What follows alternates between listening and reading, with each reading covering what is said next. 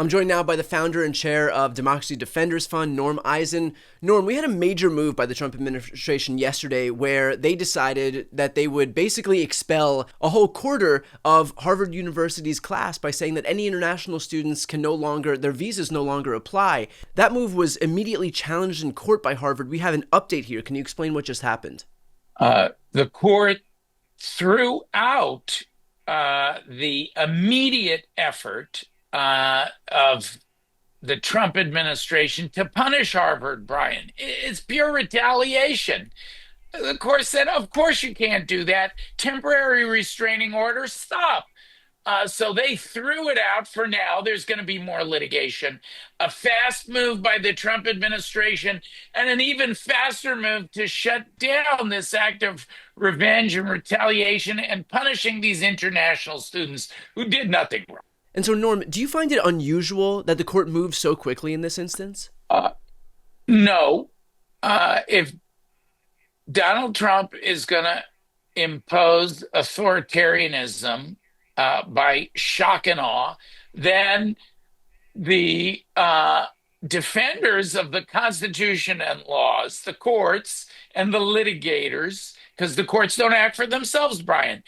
Harvard rushed to court with great lawyers, and they got an immediate counterpunch that was just as strong as what Trump tried to do, even stronger, because they stopped him. This is because Harvard won't bow down like those big law firms did, like Right. big mainstream media did, and kiss Trump's ring and comply. No, they're not going to change their First Amendment protected operations as a university. Good for them.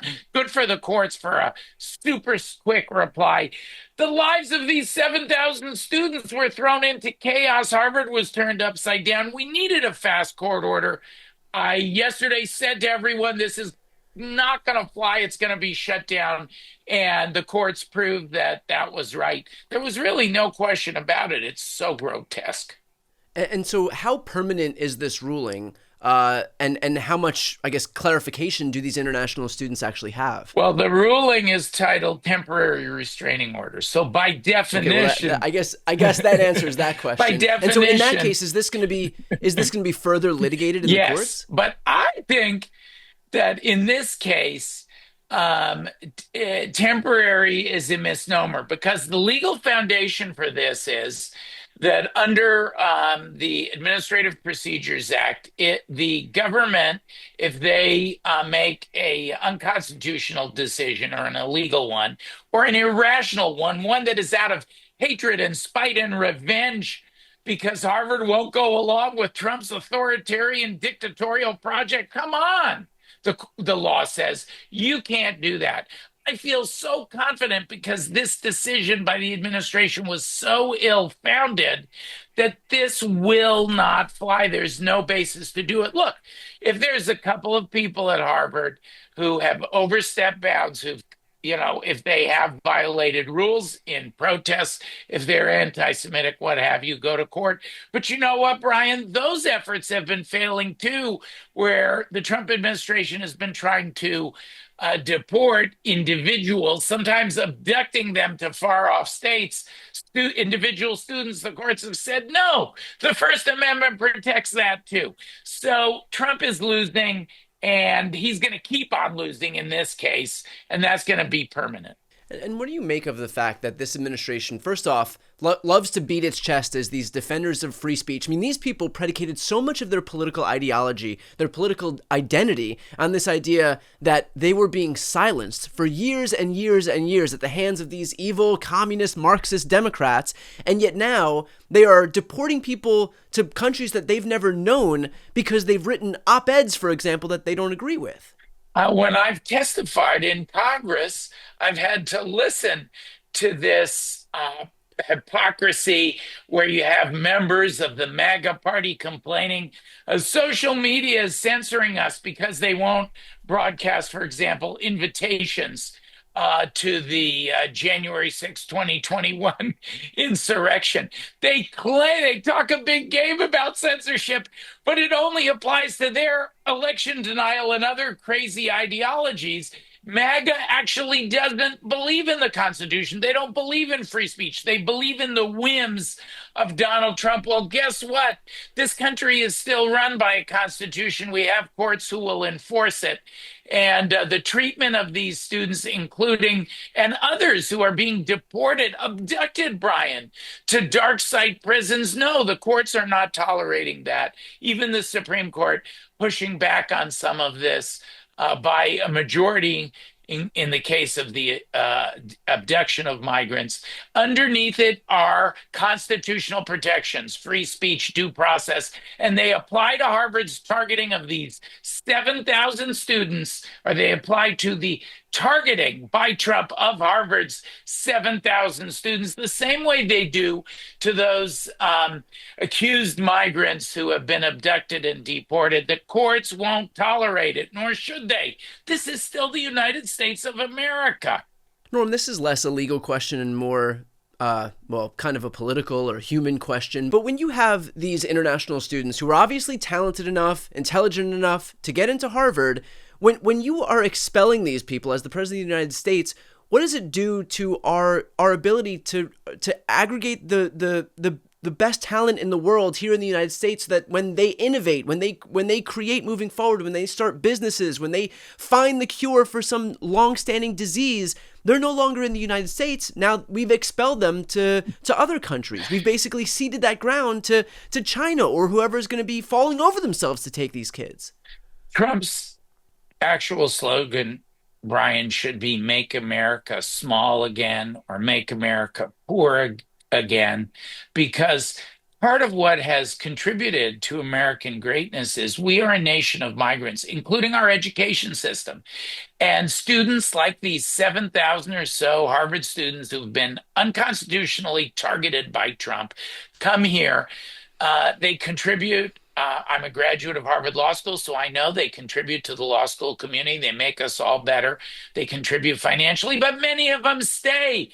And they truly Right. make America great in the sciences, in our innovations, in business, providing health care, doing so much for our country. That's what powered us to be the mightiest, most prosperous, most successful country on earth. Driving them away is only going to harm all Americans. Shame on Donald Trump. Fortunately, less than 24 hours, the court said this is complete unconstitutional, illegal garbage. They've frozen it, and rightly so. This will never succeed. So we should send a message, because some of these foreign students who at Harvard and elsewhere who are discouraged and chilled, and they're the attempted targets of bullying. Don't listen to Donald Trump. The Constitution and the courts will protect you. You are welcome in the United States. As a Harvard alum, you're welcome at Harvard. Come on in. We got your back. Brian, I'm also working with some Harvard students to make sure they're well protected. We have your back, and the Constitution has your back.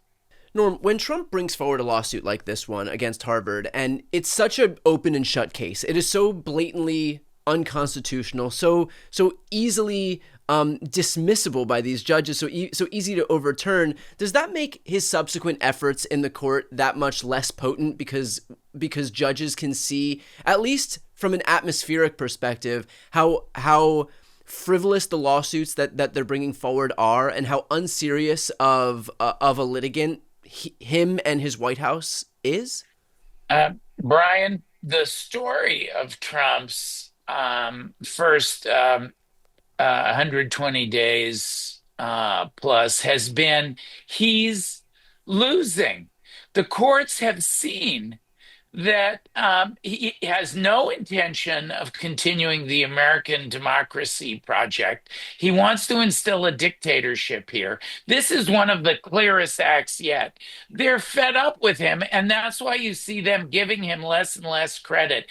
He's lost over 150 times. We've never seen anything like that in American history. Judges of both parties losing patience with him. All of his nominees at the United States Supreme Court, 7-2 just last week. They said, you've got to give due process to migrants who are here. You can't abduct and expel them. Uh, and they said in that opinion, Brian, your exact point, because you haven't brought Abrego Garcia back, they said, we're going to apply extra protections. They're applying extra pressure to him. Right. They're fed up, and they should be. It's only going to get worse for Donald Trump in the courts from here on out. Well, Norm, you have been on the front lines of this fight, bringing as many lawsuits against this administration as anybody there is. So very appreciative of your actions here. How can we help Democracy Defenders Fund?